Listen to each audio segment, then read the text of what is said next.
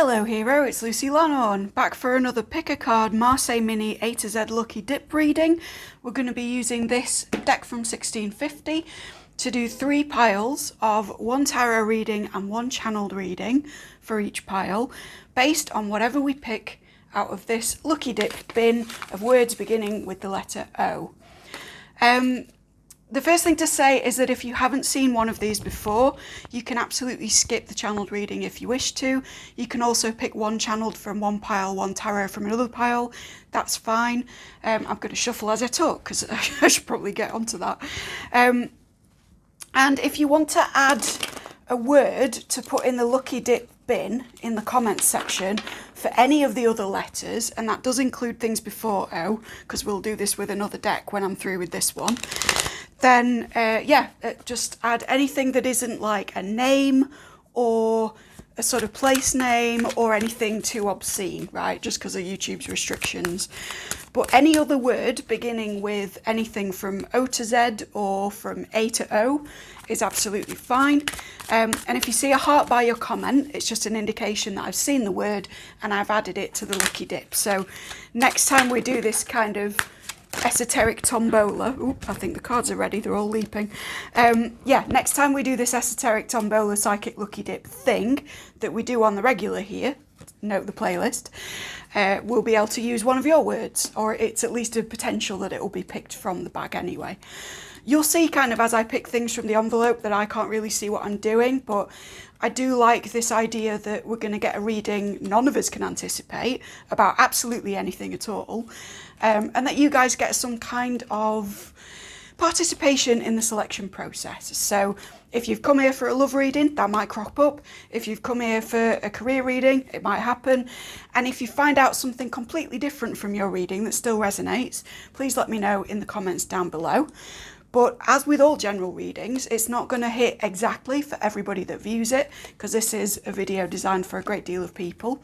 So take what hits for you and leave the rest. It may be that if you don't resonate with a tarot bit for that pile, you might be more of a channeled bit for that pile. It's kind of up to you. On the subject of the channeled portion, normally I would do a thing where I hover my hand over the cards in order to communicate the readings.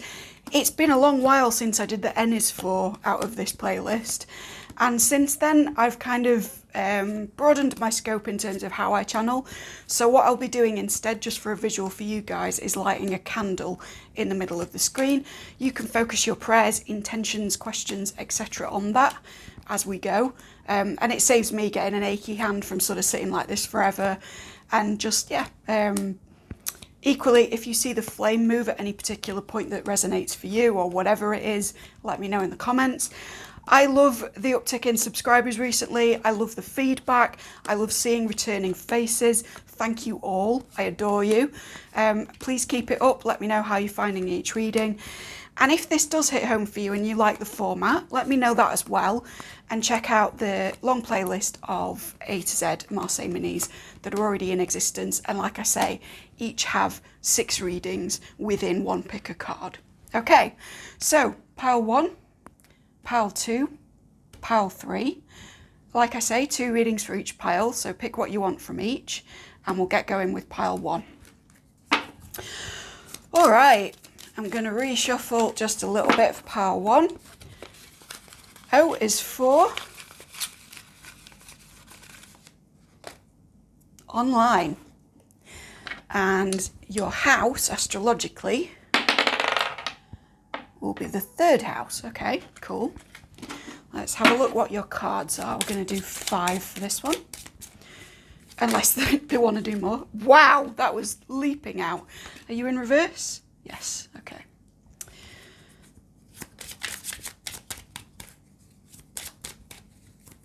Can we have another one, please? Thank you. I will check that these are all on camera in just a moment, guys, but I want to select them first.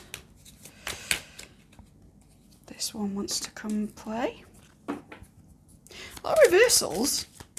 Not necessarily stuck energy, because I do read reversals as well to get another 78 meanings out of each deck. But there might be something to do with that, some kind of backwards or retrograde motion.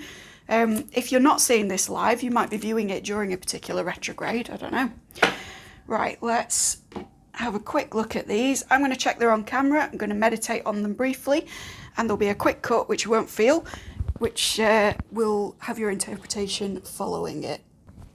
I think this is very straightforwardly to do with being online, to do with your online circles. Social media is hitting, but for some of you this will be to do with work stuff related to a network that operates online, or indeed tampering with AI technologies and kind of encountering people's responses to what it is that you've produced. I say all of those things because, as I said, it is a general reading, so I want to make this quite broad. But please let me know which it is for you and what's kind of more relevant, less relevant. I always like some feedback. The sort of prevailing mood of your reading begins with this card, which is a judgment reversed. I feel like this is you reserving judgment on your relationship with the online sphere. I want to say the World Wide Web, although that will be ancient terminology for some of you. But there's a sense of not being called to dialogue online in the way that you used to. So some of you have rage quit on some kind of Discord group, some kind of online course group, something, maybe even like a Patreon or something that you were part of before. For others of you, you're stepping away from social media a little bit, or just kind of stepping back from it to reassess. And as I say, for others, this is to do with stepping away from a work network. Some of you are software engineers or kind of in database stuff, and there's a feeling here of being given too much responsibility within an area which was once a vocation for you and has now become the place where you solve everybody else's problems, or indeed are expected to, but don't necessarily have all of the solutions, because some of those problems are systemic and to do with the structure of the software that you are, I want to say, instructed to use, right? So for those of you for whom this is a work thing, there's some kind of difficulty with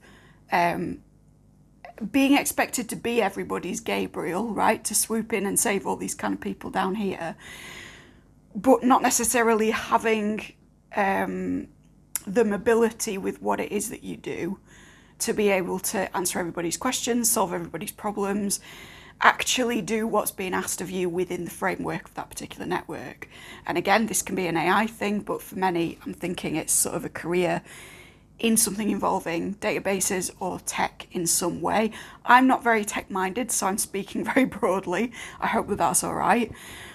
But there's some interaction here between a sense of responsibility, particularly to the social sphere or to peers, co-workers, etc., versus a resistance to the restrictions imposed by the thing that you're using. If you're watching this quite a while after I post it, it may be that this is to do with Meta and to do with what I anticipate will be a kind of mass exodus from some platforms once Meta kicks in and starts to infiltrate numerous places. And I say that fully crossing my fingers that I'm not, sued for defamation by Zuck or whatever, but I think it's a relatively appropriate cultural prediction at this point. I think when there are great changes and we all go a bit snow crash, there is going to be a reaction to that, and you may indeed be part of that reaction.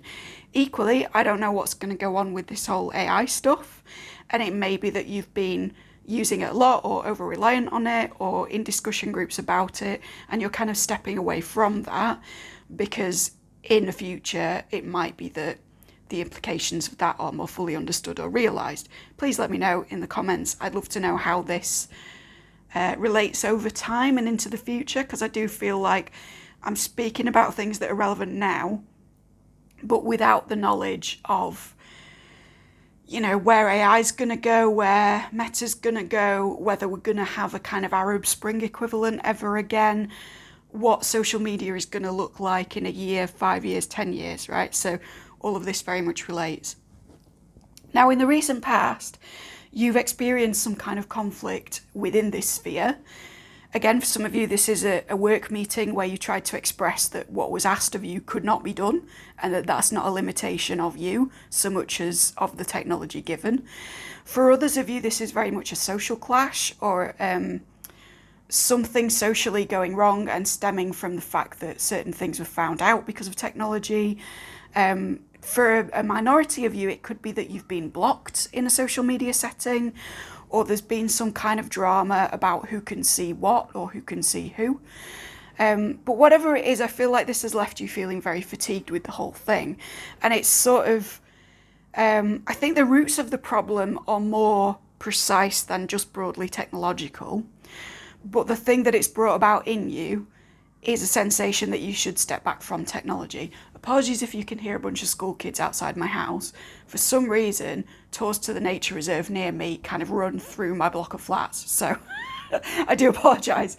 Yeah, with this being third house, like I've been taught recently not to conflate signs and houses. But I'm going to go back on that just because this is like a spiritual reading and I'm using the knowledge that I already had. And talk about the fact that Gemini is to do with thinking energy. It's to do with being analytical. It is to some extent to do with systems, although one might more broadly put that into the Uranus-Aquarius kind of sphere. But there's certainly a sense with this. There's like no emotional cards really. There's the presence of Gabriel, who is ruled by cups, but it's not very big and it's in reverse. Really, this is more about creativity and drive and a kind of martial, like antagonistic energy. And you've got 3 majors, so this is a big thing for you. Whether or not the thing sparking it feels like a more minor event. Again, sorry for any changes in sound, I'm just kind of readjusting. But your response to it has been very much about how you think about things. You're reanalyzing your approach, and you're trying to do that in a way that is quite objective, quite meticulous, quite all-encompassing, but that also presents your limitations in a very realistic, intellectualizing way, right? Geminis are very good at finding the loophole in a system, finding the fault in something, or indeed finding why it is that the program doesn't work. And I think that that's what you're doing in a broader sense, both with the tech and socially. Your present energy is the Chariot reversed, and I'm getting stuckness from this. I'm getting that you can't move forward without stepping back into the online sphere for whatever reason. Now, again, if you've been blocked, the sort of logistics of that are very obvious, right? You can't progress a particular relationship or friendship group forward if there is someone prevented from something or something missing. And what I'm being guided to say is, because there is a 6-sided shape in this card, and 6 is about the kind of lover's card and decisions made, but also interrelationships in general, and habits, because 6th house. Not to worry too much about what that's going to look like in the short term, because in the long term, the ins and outs of a particular relationship will be sorted out. And indeed, different parts of the self will be reconciled in a way that allows for that. I'm even being guided to tell you that actually the emphasis at this time should be on what your different facets of yourself think about this. And remember, think, not feel, because we're 3rd house. And that will kind of unblock your way moving forward. But I think you were right to step back. If it's not that specific circumstance, and for many of you it won't be, this is just a sense of stuckness for right now, and it may be just a confirmation, me pointing out the obvious of like, you weren't getting anywhere with this. There was high conflict, maybe antagonism within a comments section, or sort of backbiting within a board or a Discord or whatever it is. Even if like some of you are running a business and there's a bit of snipiness within the people who come to you as clients, etc. But it's basically like, don't worry, you took the decision not to follow this up, so of course you're standing still. Of course you're kind of stuck in the present moment and slightly concerned about this maybe. But I think it is going to get moving again. What's going to get it moving is a period of rest, a period of rejuvenation, indeed a period of stepping away from this and just sort of saying, you know what, I'm out, I'm putting my hands up, you guys deal with it, you guys fight amongst yourselves, you guys talk about what the limitations of the technology are. I'm just going to step away so that I can retain the objectivity that has been difficult in such a tumultuous environment as of late. And as a result of you taking that step back, I don't think people are going to see it as reactionary. I don't think people are going to see you as removing yourself in any kind of negative way. I just think it's like it's almost like I'm seeing a person in a room sort of watching a crowd at a party fight amongst themselves, and they're just sipping their drink and remaining very quiet, knowing that it will blow over. And nobody's kind of looking at them and going, why aren't you joining in? It's more just like they're taking their time. They're just observing right now. This is a very objective, observational energy of whatever it is that's going on. And I think that that will give you the ingredients to step back to the extent that you see fit. Excuse me, just going to take a sip of water. Still got a sore throat, guys, I'm sorry. Yeah, I say to the extent that you rejoin the online sphere or this particular aspect of it, because we've got a world in reverse. Now, world to me, again, says World Wide Web, right? And in a reversal, it can be a blocking of that energy, or at least a removal from it in a very conscious way. And because this figure is naked, I think you're very sort of open about this. You're happy to say to anybody, yeah, I stepped back from that group or that thing or even that job because there was a lot of back and forth that I couldn't control that was sort of being blamed on me and had nothing to do with me. So I thought if I remove myself for a little while, I might be able to see things more clearly. And if you were to say that to anybody involved, I think they'd respect it.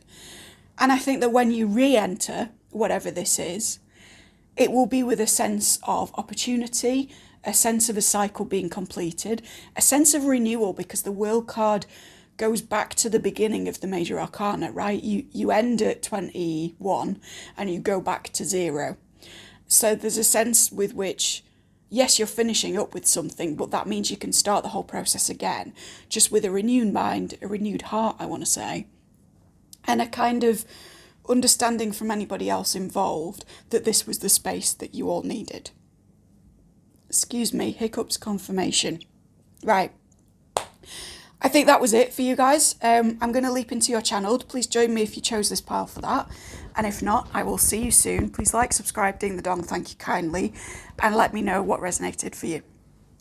Hello, channeled pile 1. The first thing to say is that I had trouble lighting this tea light, which is to say that the echoes of pile 1's tarot are definitely here. There is some kind of blockage in progress, whether or not you picked the tarot for this pile. Like, you don't have to watch it. I'm not saying go back if that didn't resonate with you, but what I will say is that there were themes in that of stepping away from something which isn't working out at the moment, and that stepping away being a catalyst towards it working in the future. So I think that is very much present with my difficulty in lighting this candle at all. It kind of took several tries and I had to stop and ask for help and then return to it. So that may be something that's true for you. And again, the candle is dancing. But if it doesn't resonate that you're necessarily asking for help, I think just a period of objectivity from whatever has been bothering you is a good idea at this time. The other thing I was hearing even before I lit it was wash your hands. For some of you, this is a direct health message. Maybe you've been not feeling great as of late, and we are still in a pandemic, whether or not we choose to acknowledge it. So do be careful out there in those streets. Make sure that you're being clean and taking reasonable precautions, not just for yourself, but for your disabled brethren who, you know, some of us are still having a particularly hard time with all of this in terms of contagion.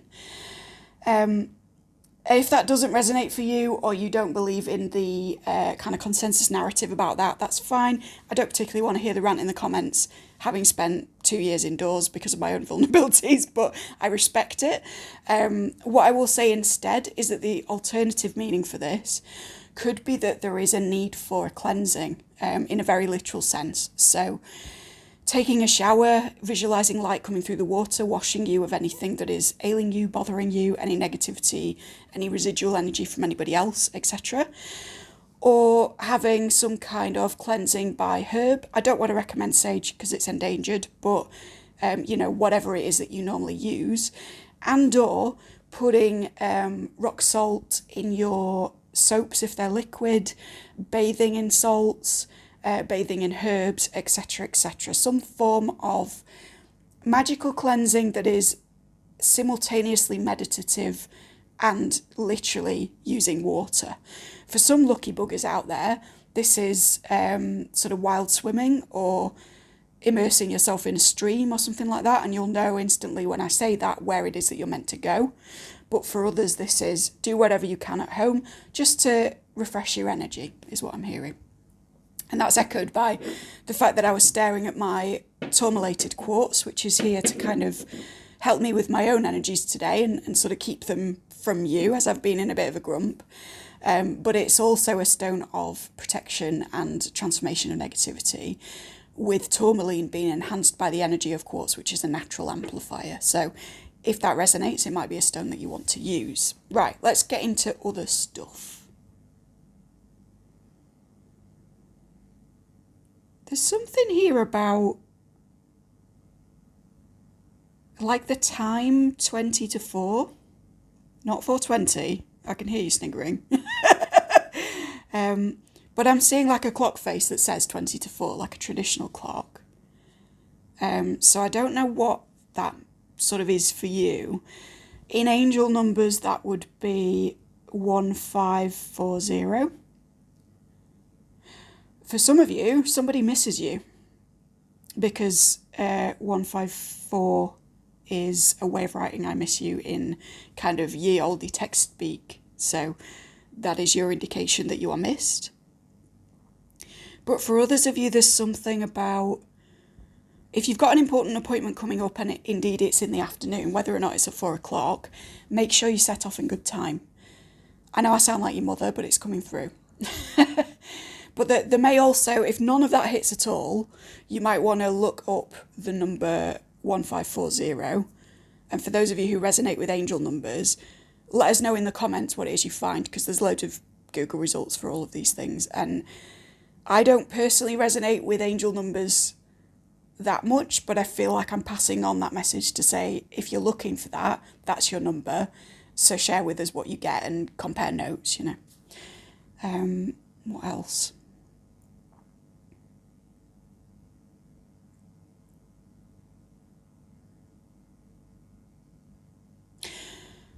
I'm hearing the name of a friend's band from many years ago that has to do with the word lipstick, and I'm not going to repeat the name of the band because my thoughts on them are not very positive.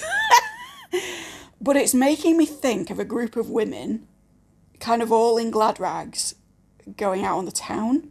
So like I want to say like a hen do, as we call it in the UK. If you're in the US or elsewhere, it's like a bachelorette party, right? But there's something about like all of them wearing the same lipstick. I don't know what. Okay, within a group of women in your life, whether this is a group of friends or like I'm hearing a huddle, like a sewing circle of family members or whatever, but there's a group of women in your life who get together, and the similarity in the lipstick is them all speaking in the same way or having the same verbal opinion about a thing. I think there's something being discussed about you by a group exclusively of women or female identified people. And you're under the impression that within that discussion, they would have varying opinions because of what they've said to you about this issue. I think, in fact, they're in consensus, and I think that that means that one or more of them have not been honest with you about where they stand. So do let me know what that is. I can think of at least one example if the I miss you message is correct for someone who might be watching this. And I think they've been misled maybe by a particular person, but it's certainly a group of women all getting together, having a good time, all having a natter, and they're all in agreement on a thing and they're going to sort of speak to that. But I think that you would imagine it'd go differently from how it does, and Spirit wants you to know, like, no. What I'm hearing is that the dominant one of that group, the kind of leader of the hen party, if you like, is the person whose opinion is echoed throughout the group, and that may surprise you. And also I'm being urged to tell you that,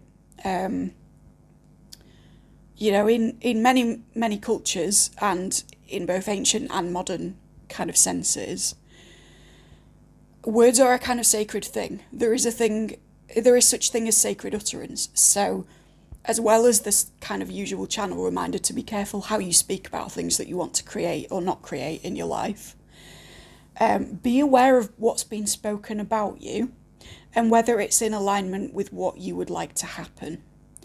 So if you're in disagreement with this particular group of women, please speak to them on this issue so that perhaps when they discuss it, I'm getting family for a lot of you, but when they discuss it, it's like they will have already been sort of prepped by you a bit in terms of, for those of you who are manifesting or doing spell work or anything like that, there's a certain outcome that you have an attachment to, and them speaking ill of it, I'm not going to say it would nullify that outcome, because I believe, your reality is yours. You decide what happens and you can intervene as you see fit. But I certainly think words can be a curse, and if people get together for the purposes of talking about something in a negative fashion, that might not be the best thing for your aims at the moment. Perhaps that's why I'm getting the cleansing thing, right? Perhaps these people have already had a good chat and you're just feeling a bit of residual energy about that. You're feeling a bit off. And that's why Spirit wants you to, take some kind of sacred shower on the subject. But yeah, there's certainly a huddle of women. And I don't think... I was going to say I think they mean well. I don't think they've got selfish interests at heart, but actually Spirit's correcting me, and some of them do have selfish interests at heart, but some of them are okay. But whatever it is, there's a bit of gossip about you, and Spirit just wants you to be aware that there is a consensus there and that you have an influence on how this group speak about your life, okay?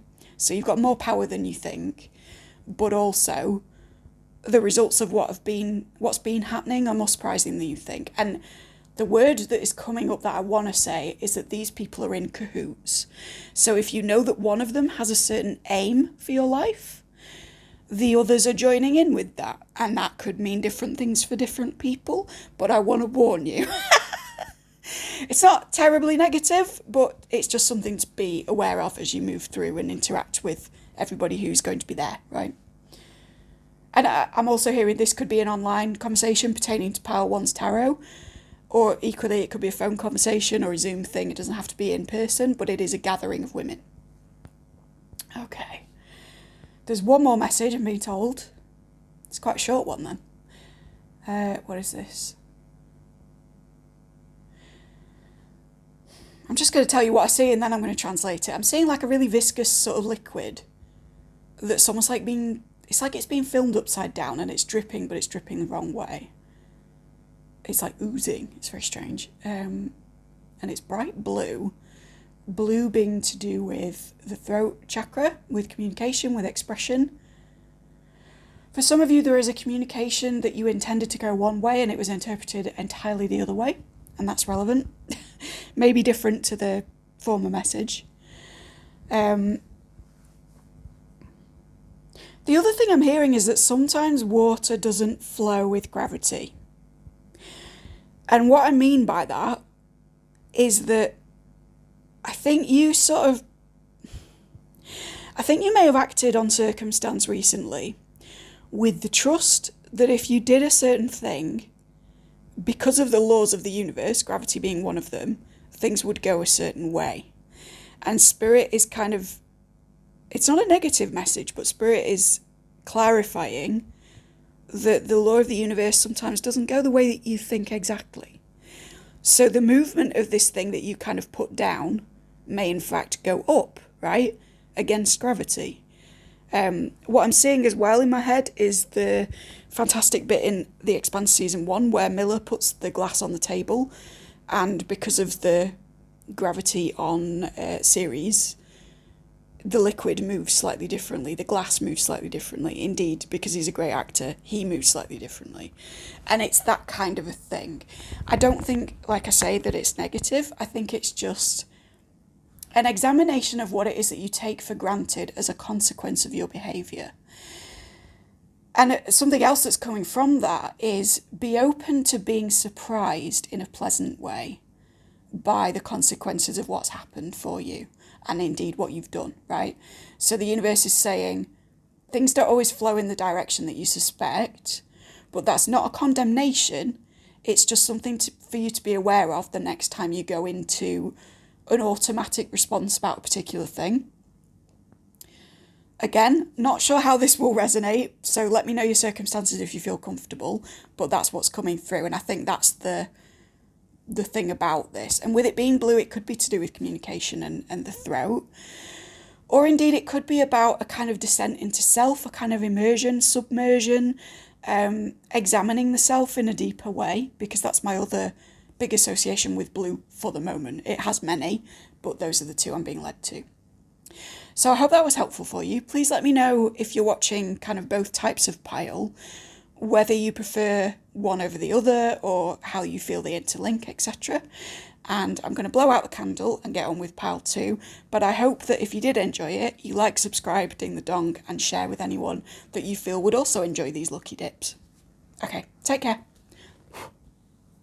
Hi there, pile 2. Apologies for any slight sound alterations. I've had a little bit of trouble with clipping my mic to my current outfit, but it is a very warm day here in the UK, so I'm not going to change what it is that I'm wearing. I'm just going to bear with, okay? Right, let's get your keyword and then we'll shuffle, shall we? O is for... Oh, is it one or the other? This one. Oath.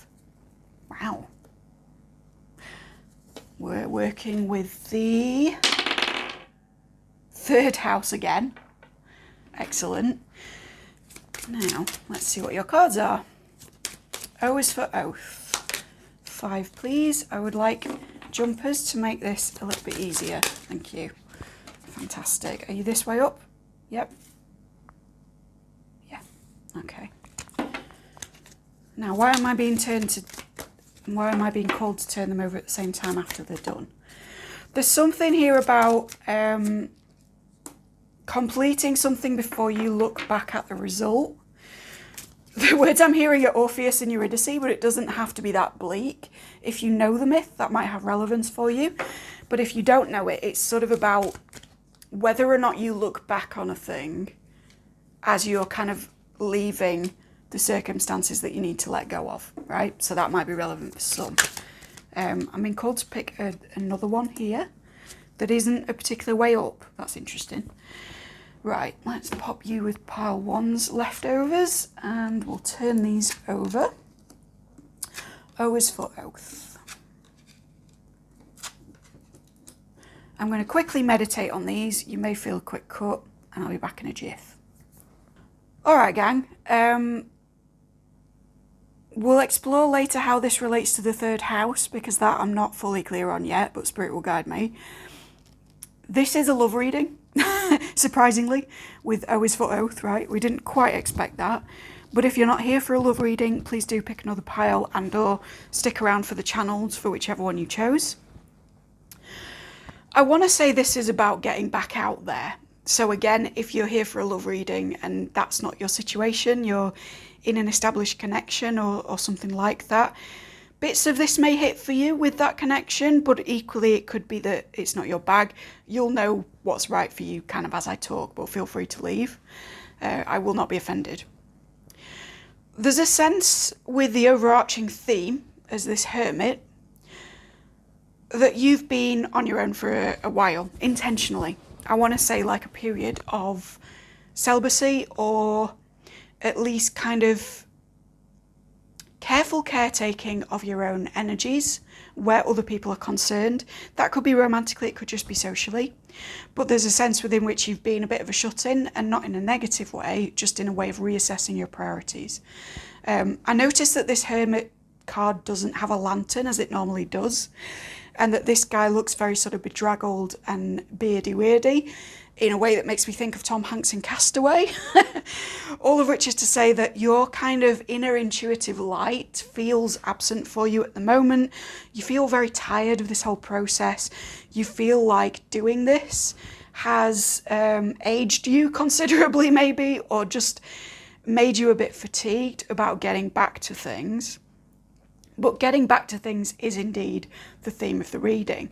Now, where oath comes in, was the statement that I heard as I turned these over, which was, I swore to stay on my own. I swore an oath, right? For a very tiny minority, this is a religious oath, and you've been in some kind of priesthood or some kind of promise to someone or something that you would be on your own, and you feel like, not necessarily that it hasn't worked out, but that you're coming to the end of when that seems to be appropriate, applicable, correct for you. And there's a movement back out there that doesn't have to be a condemnation or a refutation of that oath, but is just a little bit more out of your comfort zone and a little bit more adventurous than what was prior. Now, recent past, you've had a kind of offering coming from somebody, right? You've had maybe somebody ask you out, or somebody invite you out, or kind of include you in a way that in the past might have made you feel a little bit uncomfortable or a bit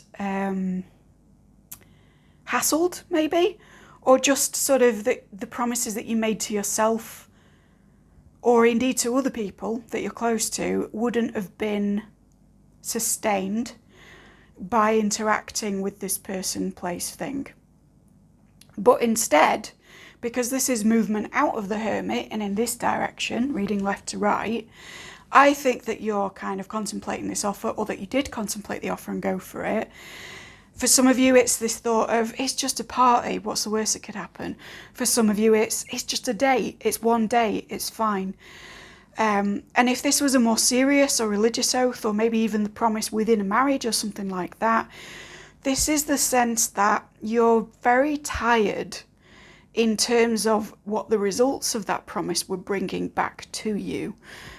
This is reminding me of my own 2 journeys over several years each time with celibacy, intentional celibacy, and with coming to kind of an end point where I realised that I came into it and it was giving more than a relationship would be giving. And then I sort of reached a point where that situation was no longer giving to me. I'd reached a kind of spiritual and intellectual fulfillment from that, and it seemed appropriate to step back into some stuff again. I think you're coming to that in whatever way. And like I say, if this was a promise to another person, there's a sense that you're just tired from the lack of what that gave you, right? You've stuck by your oath, you've kept your promise, you've been single for a long time, or you've kept out of certain situations for a long while in order to contemplate what this was or how to move forward with a good moral integrity, I want to say. Excuse me.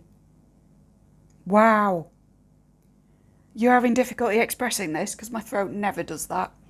I want to bring in this 3rd house being similar to the last pile as well, where I'm sort of getting Gemini with it, even though I'm trying not to conflate signs and houses as much. But there is a thinking energy to this, an intellectualization and objectivity. And I think that's how it fits in, because if you weigh things up non-emotionally on balance, what you were putting into this was not what you were getting out. And that's sort of the thing that has brought you to a point where you've been more willing to accept an offer or to just go with it for a day. And indeed, if you believe in law of attraction, law of assumption, magical magnetism, etc., it's brought you to the point where that offer came to you in the first place. There's something here about a promise made to yourself or an unspoken promise to a partner, friend, or family member that has outrun its utility, has outstayed its welcome, or is requiring you to objectively look at it in a very sort of systematic pro-con way and say, what was my promise giving me versus what was it taking from me? And I think that you have taken somebody up on this offer. With the 9 of Cups being central and sort of for the present moment, I think this may have been a party atmosphere, or it may have been like a date, like I said, some drinks for some of you. But if not, it's the fulfillment of a wish, it's the indulging in pleasures.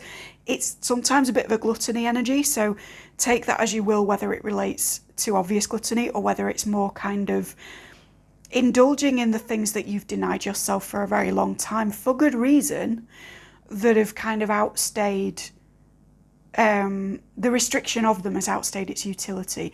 This whole reading is very Saturnian, so if you know how to, do look up your Saturn transits at the moment, what house they fall in, how that might relate, because it's almost sort of, it's giving me duty and obligation, and the word oath does anyway, but it's also the imposition of a certain set of restrictions has ended for you because you're tired. I don't even want to say because those restrictions were inappropriate necessarily, but just because you are experiencing a great deal of fatigue and you feel like the inner light that guided you to do or be certain things is either absent or you kind of can't see it at the moment. But you have indulged, you are either attending the party or kind of will do in the near future. And I think that your fear about that is that you'll go mad with it. You'll go, mad isn't the right word, and that's a little ableist, sorry. That you'll go a bit excessive with it, that you might be too tempted, right? We've got a Queen of Wands in reverse, and if she was in the upright, she would sometimes talk about sexual excess, maybe even sex addiction. She would talk about being very social, being very admired. Validation sometimes can be a thing, egoic stuff. If you picked this and O is for online, then it might be to do with kind of being validated online and getting carried away with that.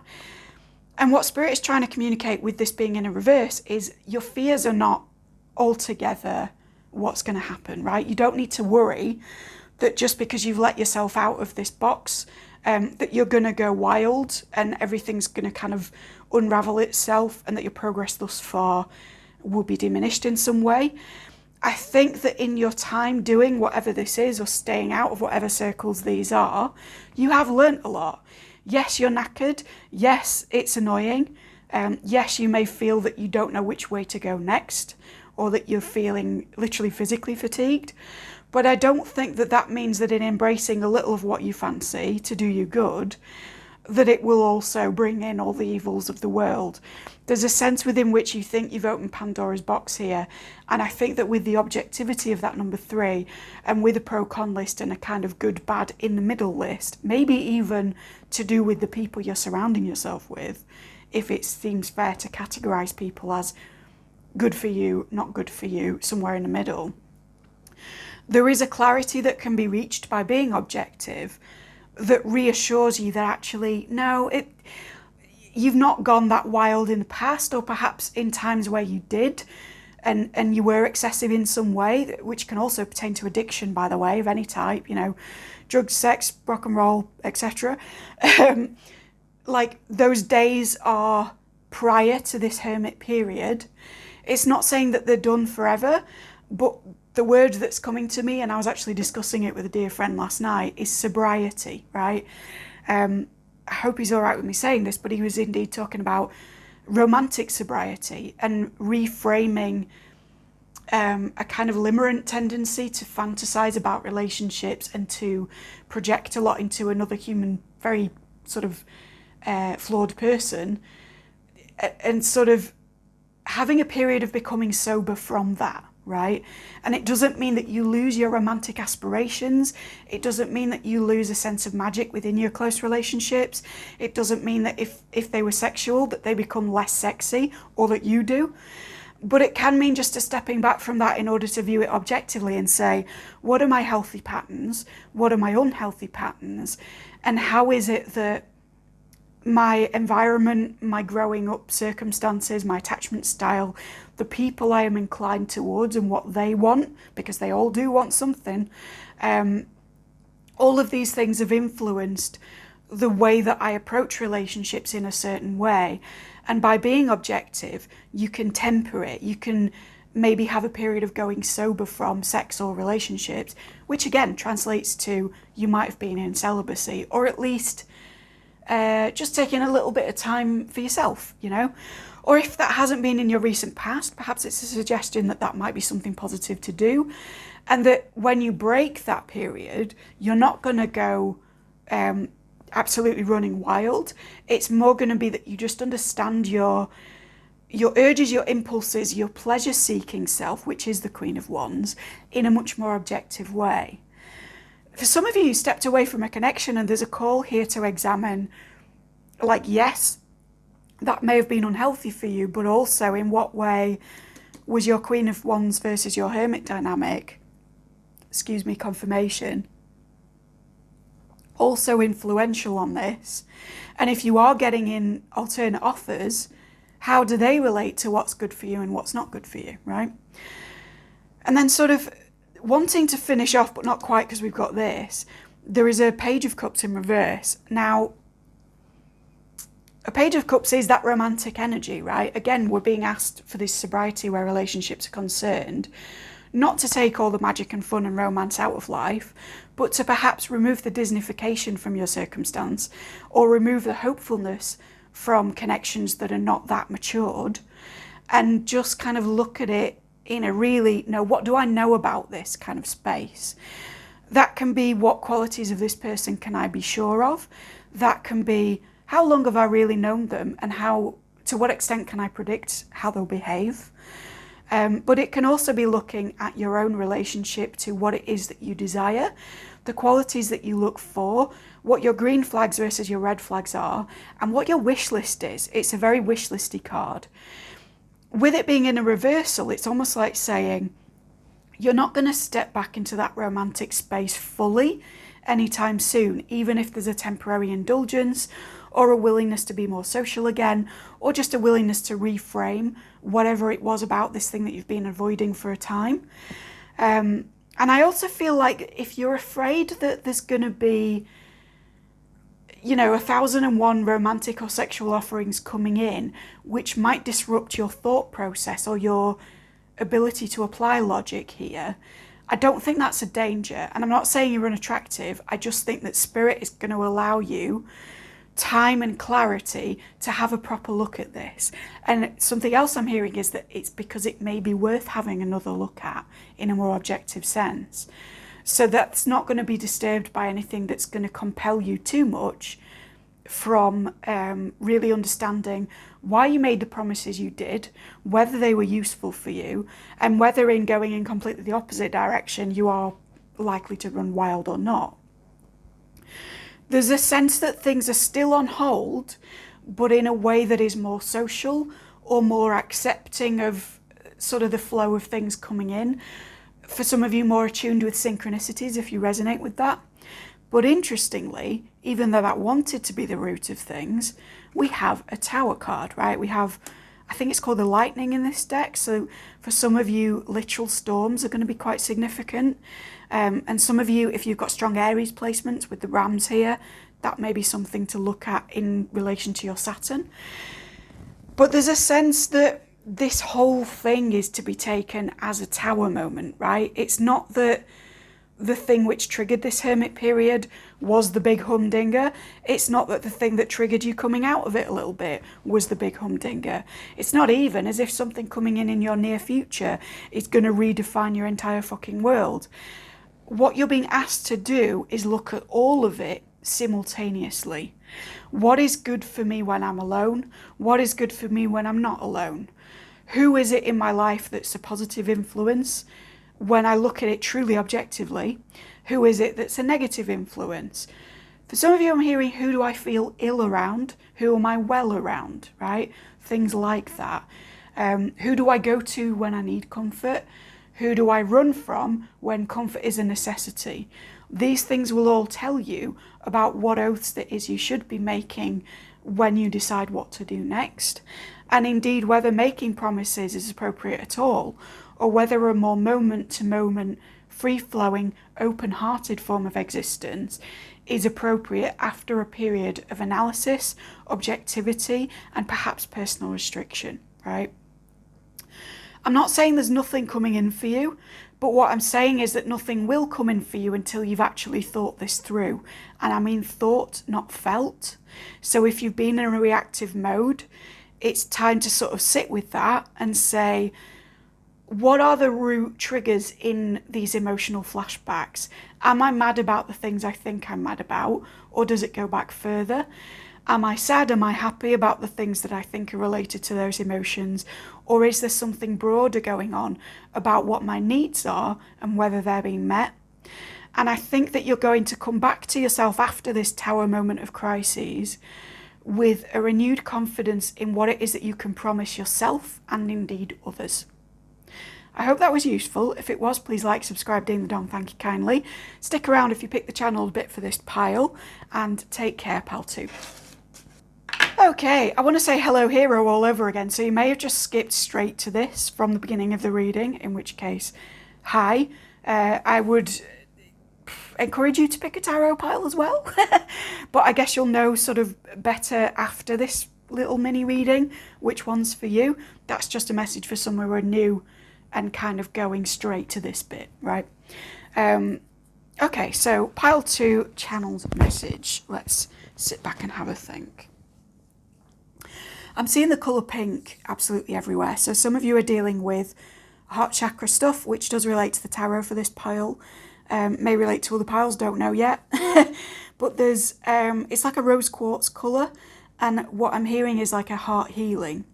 So some of you have just gotten out of a relationship circumstance or are just moving into one in a way that is rejuvenating for you, or is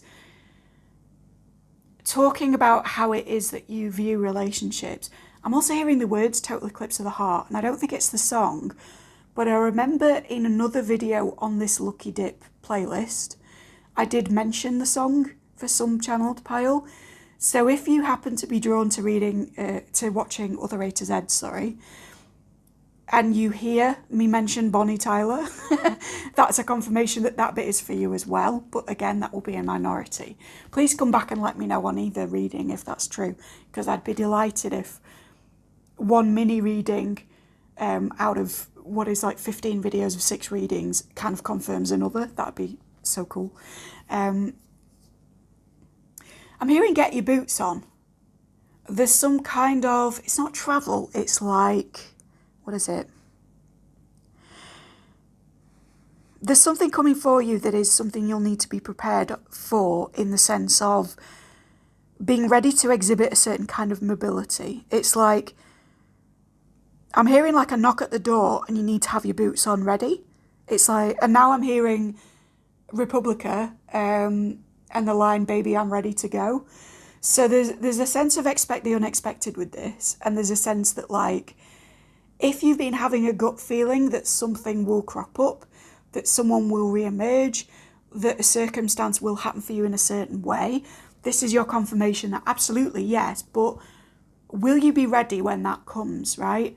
So if you think you were going to get the job, if you think that you were going to need to move to this place, if you think that this opportunity was going to knock on your door tomorrow, are you living in a fashion coherently and at the moment where you would be completely ready if that opportunity came? This is very much like confirmation if you are my law of assumption people.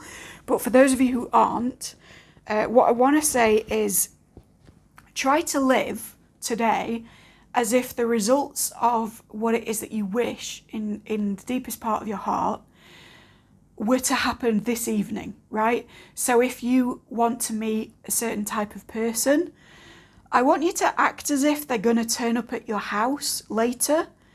And that may mean that you speak in different ways to your friends. It may mean that you get rid of certain influences. It may mean for some of you that you groom in a different way, or that you tidy your space, or whatever it is. But it's like, expect this thing. To use a different example along the same kind of thread, if you've applied for a certain job and you've heard nothing back for ages and you're sort of thinking you haven't got it, but you really want it, the best way to draw it in right now is to plan your week as if you're starting soon, right? As if you need to have the right uniform or outfit assembled already, as if you need to have your presentation prepped, whatever it is. So just live as if it's already happening tomorrow.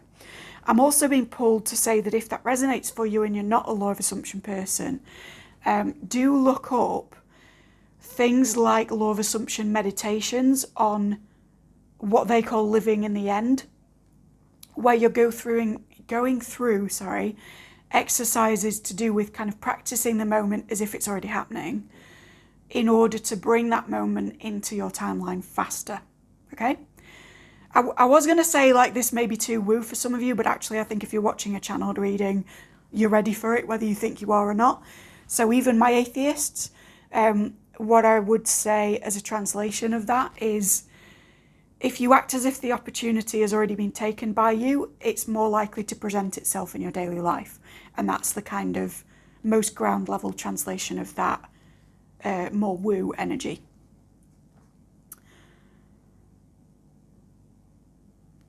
I'm hearing chink in the armour, and I'm hearing glitch in the system as well. For some of you, you may have been in the reading where Glitch Gang was a channeled song. Again, it might even hark back to the same reading as the Bonnie Tyler thing. I can't remember, because I've done, 6 times 15 of these over longer than a year, I think, at this point. But do check out other readings if you're drawn to. There's some kind of anomaly in the current plan, is what I want to say. Chink in the armour isn't necessarily meant in a negative sense. I think glitch in the system is more appropriate. There is a glitch in the matrix at the moment. There is something about whatever it is that you came to this reading hoping to find out about that is glaringly anomalous when you really look at it with objectivity. And again, I'm pulled to say objectivity because 2 of the readings so far have been about thinking analytically over your circumstances instead of feeling your way through. Now, normally the advice on such a woo channel is the opposite, but where I'm told to say be analytical, I absolutely run with it. So if you haven't made a pro-con list about what it is you're going through, or written down circumstances that are evidence of one thing versus evidence of its opposite, absolutely get pen and paper and do that. I think it will be a very healing exercise for you at this time. Yeah, there's something about it that you're not seeing that I think you will see when you look analytically and objectively. And I think that perhaps that's because you've been in a space where you've been very close to whatever is going on for you, and a little too close to sort of view it from a non-emotional place, which is partly why I say journal it if you're able to journal, because in writing down, what I'm getting is like the feedback from this piece of work, or the conversation that was had said this thing, which might suggest this outcome, but it also said this thing, which might suggest this outcome. And if you can compare and contrast those things, and now I'm hearing the Bright Eyes song, then that will be, the anomaly will sort of float to the surface of what's been happening, right? So you're going to understand something anew just by taking a bit more of a realistic rather than optimistic or pessimistic view of all of it, okay? So whatever that means to you, again, it does tie in very heavily with Tarot Pile 2. So if you came to this not knowing what your Tarot Pile was, I think maybe that's it. But you do you, whatever you feel by the end of this channel message.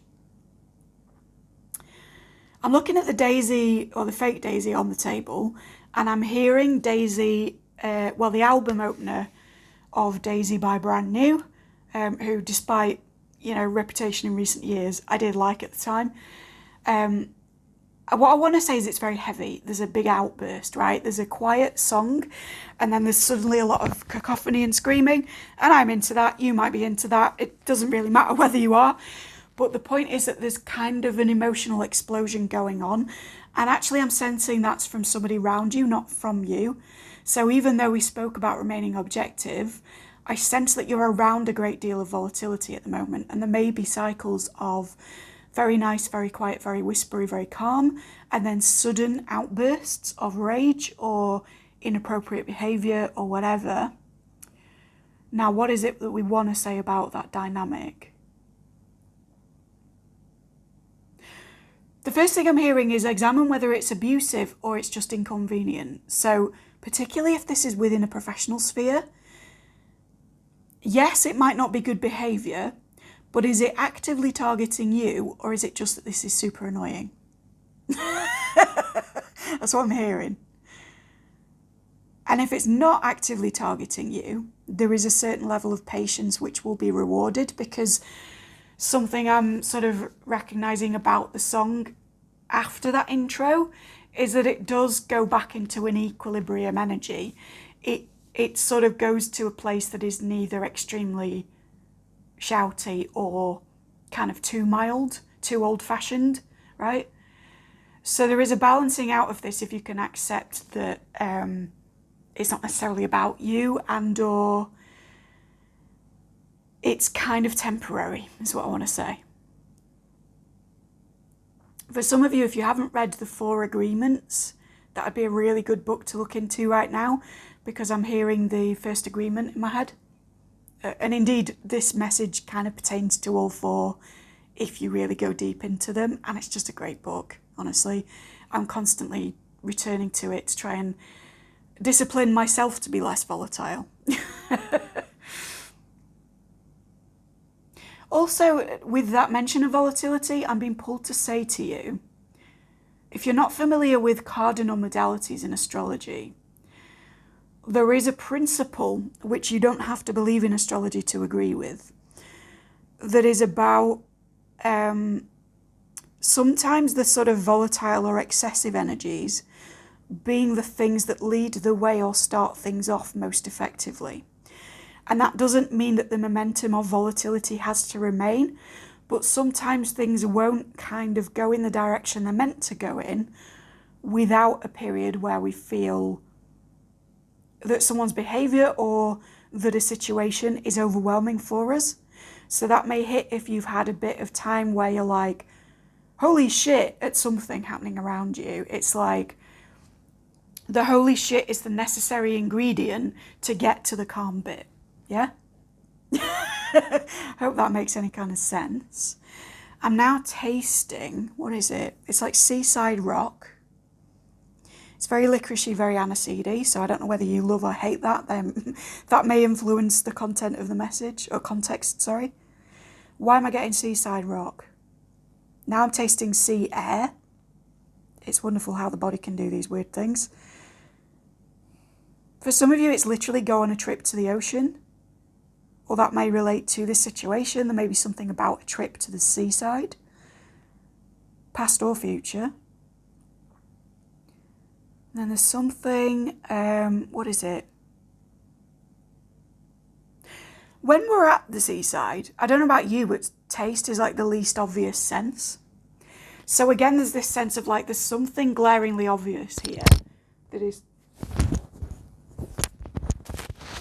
Excuse me, I dropped the mic.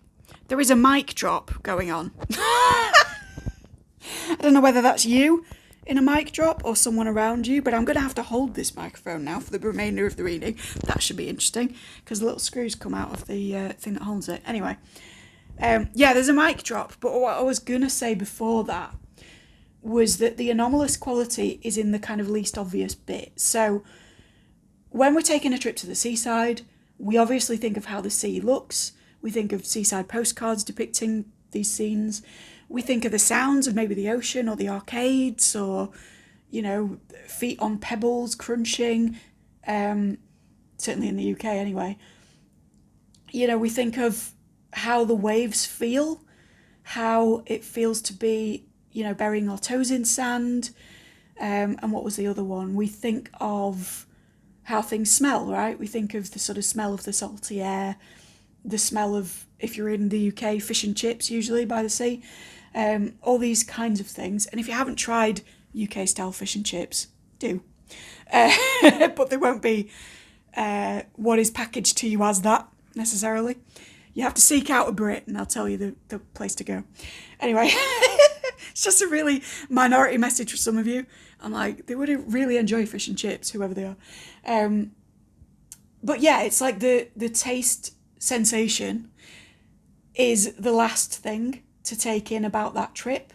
And therefore, the kind of last thing you come to in your journaling process, in your understanding process, in your process of seeing what the glitch in the matrix, the chink in the armour is, may be the thing that actually cracks it. So keep going with your analysis until you hit a point where the less obvious sense comes to the fore. That's what I want to say. And I think that concludes your channeled message portion. So if you liked it, if it resonated, let me know how in the comments. Please click like, please subscribe, share with a friend you think would also find this type of content useful, and you can compare and contrast piles. But if I don't see you again, I hope you have a really great day.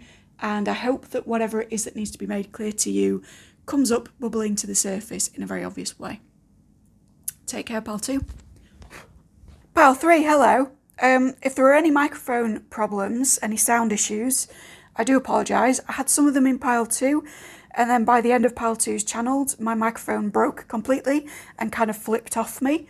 There is a theme of communication throughout these readings so far, so that may hit. But also just if you hear any audio that you dislike, I'm really sorry, but it's sort of out of the realms of my control until I renew setup at the moment. Well, let's get on with your pile. O is for objection. Insert meme down below. And we're looking at, oh my God, the third house. Again, all 3 readings today have been about third house stuff. That's super interesting to me. Right. Pile 3, objection. O is for objection. What do you want to say to me? O is for objection. I'd like a jumper, really. Please. Thank you. Well, I said 1, but we'll take 2.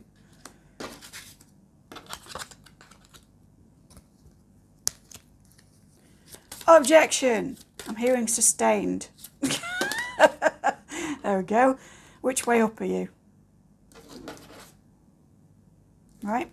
That makes sense. Oh, good. Okay. Just going to double check that these are on camera correctly and meditate on them. There'll be a quick cut, which you won't feel. Right, Pile 3. As soon as I saw the word objection, I actually thought the house that we were going to be in would pertain to legal stuff. And maybe even the justice card might turn up. And I'm feeling those sorts of energies, even though that's not what's happened in your reading. I think beginning with the third house, that we're continuing this association with Gemini kind of vibes, in the sense of, I think I am objective. I analyse, I understand and compare. There is an echo of all of the channels and all of the tarot so far in this particular iteration, where they sort of all refer to making lists of things in duality, right? Gemini is about the twins, and whether or not you believe in astrology, there is a sense here of one thing mirroring another thing, or being a reflection of it in a way that clarifies both or differentiates 2 sides from each other. In previous piles, that has been about making pro-cons list, about comparing the actions of one person to another person, about comparing your past and present selves, maybe even your future ideal self, and really sort of going through an objective process of analysis to come to the correct conclusions about a situation. I do not see any reason for that trend to change, but I think also the third house stuff that's coming in for your reading in addition to that theme is possibly about a sibling or somebody that you've known since early childhood who is relating to whether justice is done in a matter at the moment. And for many of you, that is a legal justice process, such as a court case, an inheritance, the carrying out of a will, I'm hearing for some of you, or something like that. But it can be, in a very general reading for many people, as simple as whether justice is being done to you as a person, or to them as a person, or to the situation. So if you're, siblingless or from an adoptive family or anything like that, take it as you see fit. But this is somebody involved in this, as this Page of Swords figure, who has been with you perhaps since the earliest point of childhood that anyone has, and is weighing in on a situation in a manner which I want to say you feel is unjust. Excuse me. Hiccups, confirmation. I was told not to read this reverse devil card first, but I'm going to talk about it first because it made sense in the light of all of this. It would be interesting to me if you picked Pile 2's channeled, and I'm not saying go for it, but if you were drawn, It's just a nice confirmation, because there's something here about the way that a sibling or similar figure is speaking about you, portraying you, looking at you in a way that is unjust to your reputation, that might emphasize temptation from your end, or poor conduct, I want to say, lack of integrity, having lots of different faces, having lots of different fingers in different pies. I don't think that does you justice, but I do think you're peripherally aware of the risk that this person might be spreading this kind of disinformation, or just kind of thinking it in a way which influences their actions enough to influence your life. For many of you, this is also about your love life, because we've got an Ace of Cups in reverse as the thing that this person is looking at, spying on, I want to say, with the Page of Swords, because this is a spying, detective work, Facebook stalking, underhanded watching kind of a card. If you have a good relationship with this person, that doesn't necessarily mean that that's going to end, or that something nasty is going off. It just means that what they've been observing of your life is potentially misunderstood, because they haven't been direct about their observation of it. This is a card of somebody asking around, speaking to people who maybe only have a second-hand account of a situation themselves. Indeed, sort of going behind the scenes to find out info which would be relayed with more accuracy if they just came to you. And with this being an Ace of Cups in reverse, and with this being a card about collaboration, sometimes about marriage, I think this is in relation to your either a relationship with another person, which frankly they have no business putting their nose into, or something about a broader justice, as in the legal justice referenced in the beginning, that they're looking into your relationships to get clarification on. If you would resonate at all with the idea of triangulation happening in your family unit or your kind of chosen tribe or similar, there is a sense that what is being used for that triangulation might be related to your relationships, related to your social media. You could have picked this along with pile 1, if that resonates. But there's somebody being sneaky because they think that they're an agent of justice.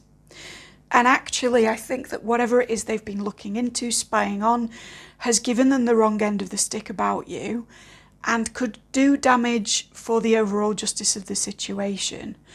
But what's coming up at the end here with the Magician card, which I feel is you, is that you have every tool in your toolbox to counter whatever this disinfo is, very swiftly, and without even necessarily looking directly at that person. So if triangulation resonated, and you have somebody cropping up in your business, telling you a story that they've heard from a sibling or similar figure, I don't even think you'll have to relate back to that figure in order to say to this person, oh, you know what, that's actually an innocent misunderstanding. It's entirely inaccurate. The real story behind this thing was this. And I think the triangulated person, potentially the flying monkey for some of you, will sort of go, oh, well, actually, yeah, that makes more sense. Thank you for clarifying. I'll keep to my own business at this point, right? If you're not in those kinds of dynamics, firstly, congratulations, they're awful. And secondly, I want to say, like, if somebody has been spying on your business and maybe sort of speaking about you in a way that describes you as being a little irresponsible in some way, again, I don't think you have to address them to address your reputation. There are alterations to your privacy that can be made online and offline.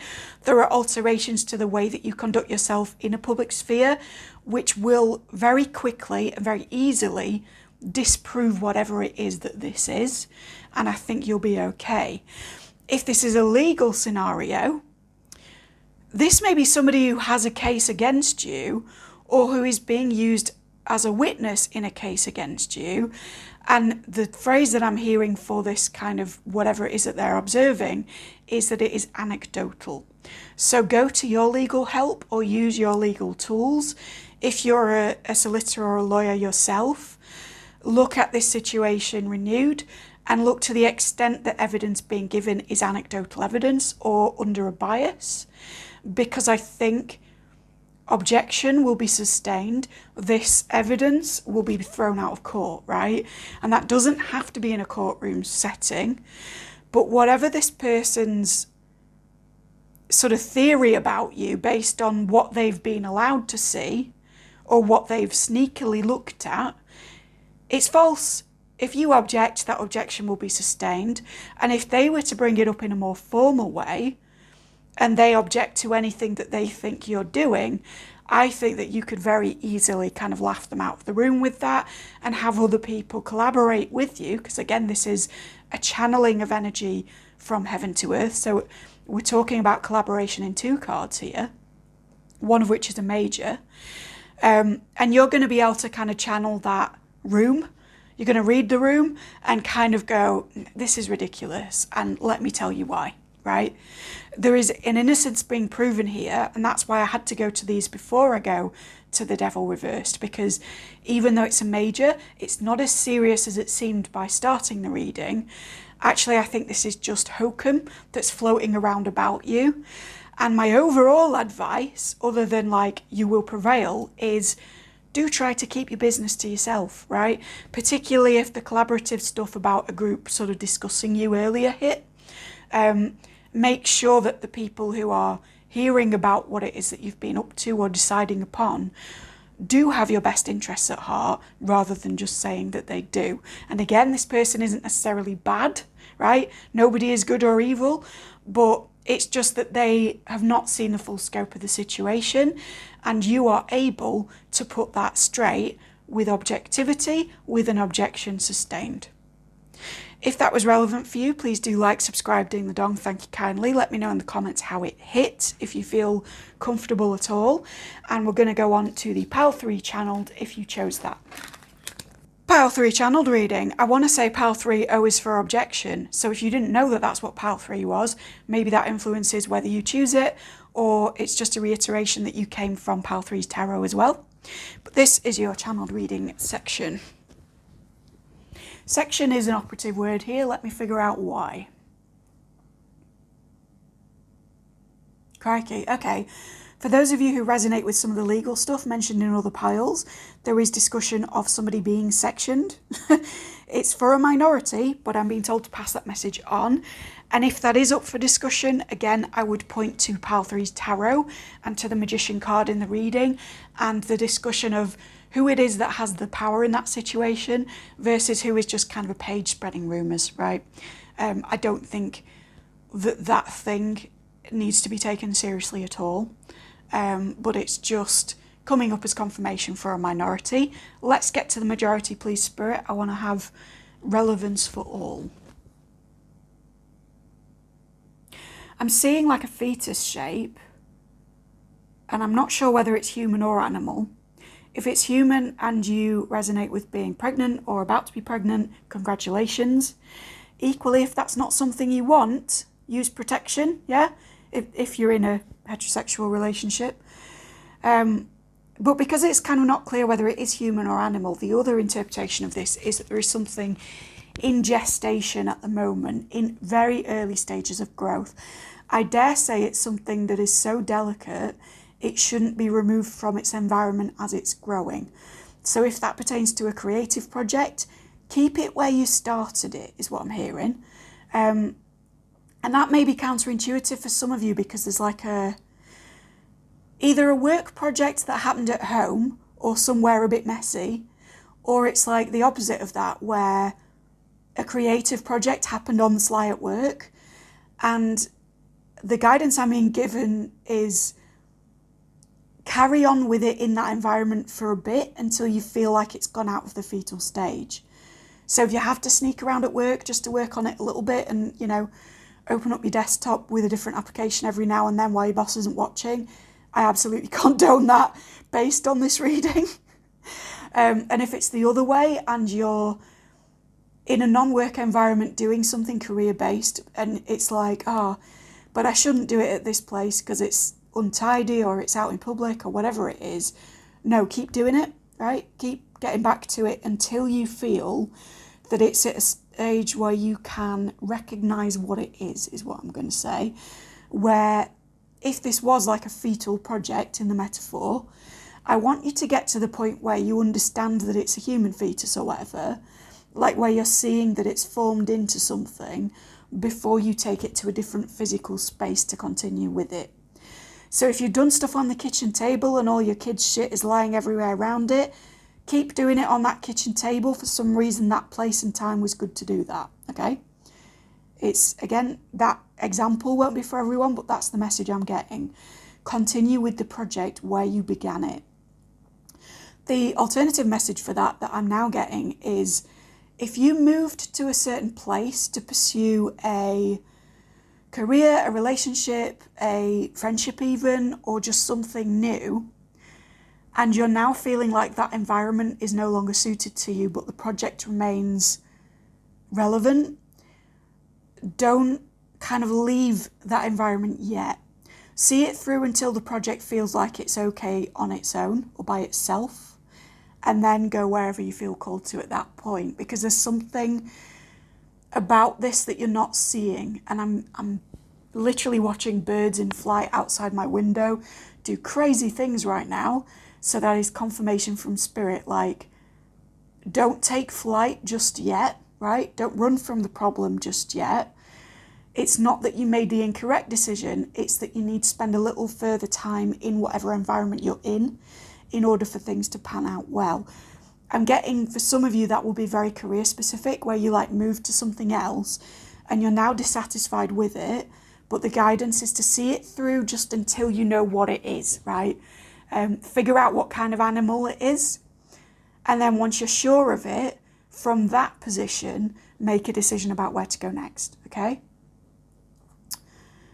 What else? There's a fly in the ointment, all right?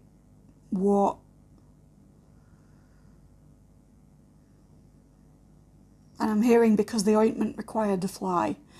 So the channel message pile 2 may have been something you were also drawn to, but it's essentially saying there's something about this bad thing that is actually a requirement for the next good thing.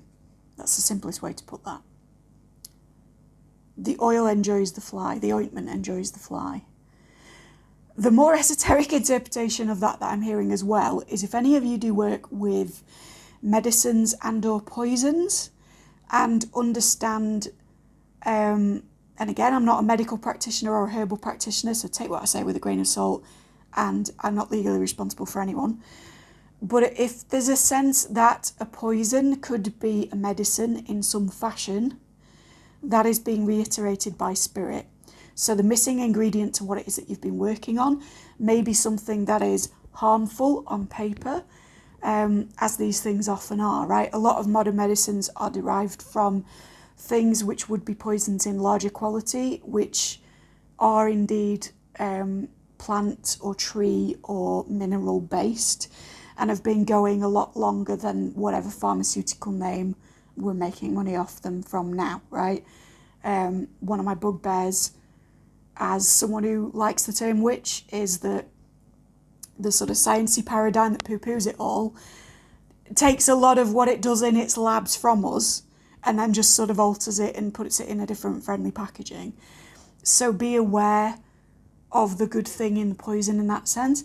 For some of you, there is a direct link with that your GP or your doctor or practitioner has recommended that you take something that you have reservations about, and I'm being told that even if the side effects are there or whatever, spirit is encouraging that it's a positive effect overall, right? It's worth it. A little of the poison is a positive thing, right? And I can speak to that actually on blood thinners, because I was dead against them for many years of my life, and then I had a stroke and sort of had to take them. But in the discussion of what it was appropriate to take, I found a new version of them, which, yes, it's still a poison, but it is good for my lifestyle. It's better than I thought taking that medication would be. and it is indeed doing the body good by preventing a potential fatal stroke recurrence, right? So there's something like that here where you're not keen on a preventative measure and Spirit is saying, no, try it. Or the alternative, more woo interpretation for those who are magical practitioners is look to your poison garden or look to your things that you normally avoid working with and add a little of that to the good magic, to the good ingredients that you already have, right? And again, not responsible for anybody. I just have to translate what I'm receiving, okay? Crystallizing, something that you are coming to realization about, because I'm seeing where these crystals are formed in this stone here. There is something that is becoming increasingly obvious to you as I'm speaking in this reading that perhaps wasn't before, or something that is crystallizing in recent days. It's different to this fetal idea. It's about a realization. I want to say a revelation. I'm going to put this ring down because it's suddenly uncomfortable. You may have felt fenced in by a particular situation, and there's a realization about that coming, which is kind of not what you thought it would be. But Spirit is saying, pay attention to the crystallization and the catalyst of same. In the process of crystals being formed, there is a lot of things being blended together and crushed and kind of things that don't seem like they would go together well, being shoved together over time in a way that brings about entirely new forms geologically. So something I'm getting is that this crystallization may not be what you would call an intuitive realization. It may be like a reconciliation of opposites, or a thing of like, it's more important how a thing happened to some of you than what the thing is, right? And if you feel called to, look at how certain crystals are formed, right? Whatever stones, we've got quartz, amethyst, and what do I want to say you are? Celestite on the table. So if you feel drawn to any of those in particular, look at how it's formed in nature, right? Look at what goes into it and kind of treat that as a bit of an analogous thing and see how it can be applied to whatever realizations you've been having. Because there's something here about, excuse me, I'm spitting everywhere, terribly sorry. There's something about the process being almost more important to the outcome than the realization itself, even though things are crystallizing for you. I'm being called to throw this again. Okay, so pinballing, some of you are bouncing from one thing to another, and you might not realize it until I say it, that this is in a very erratic fashion, and that you're kind of going, I want this thing, no, I want this thing, no, I want this thing. And Spirit's saying, breathe, calm down, just take some stuff in. If you need to take a deep breath with me, please do now. In for 4. Hold for 4. And out for 4, right? And I say 4 because that's the number that we got in the D12. 4th house also pertains to familial issues, relationships to mother, what you believe about the maternal or indeed the feminine. What about those things informed your experiences, your relationships from early childhood? And it can also be about where it is that you feel nurtured, fed, what your deep emotional needs are, where you are in relationship to the moon, to cycles, to menstruation, to hormonal stuff as well. So 4th house issues may be playing a part in whatever it is. But the key word, I think, mostly for the 4th house is home, right? And I'm hearing home is where the heart is. It's like, what is home to you? Particularly for those who resonated with the channeled bit about moving. What would make you feel at home in any given place? And have you had that before, wherever you've been? And if you have, why, right? Why was it home? What did it contain? What did it exclude?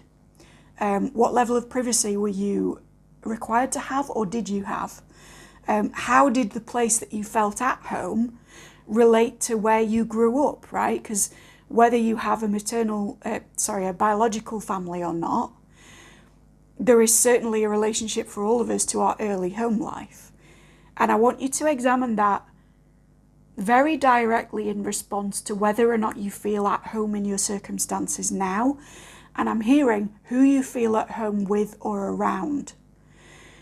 There's a little bit of a sort of, again, poison in the reading with that, poison doing you good, in that who you feel at home with may not be who you expect or who is on paper good for you or approved of by people around you or whatever it is.